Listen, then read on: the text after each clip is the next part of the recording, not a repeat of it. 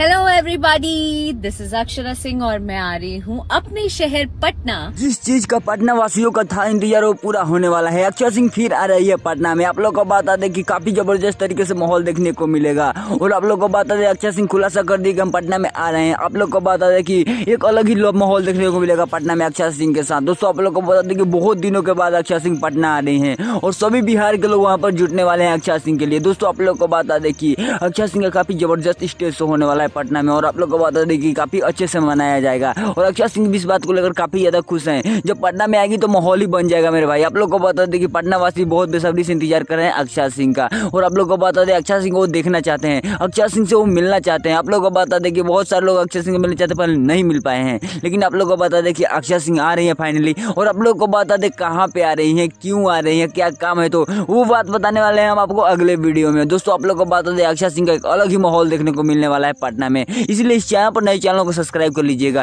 सारी अपडेट आपको देते रहेंगे। मिलेंगे किसी नए वीडियो में किसी नए टॉपिक के साथ। तब तक के लिए बाय।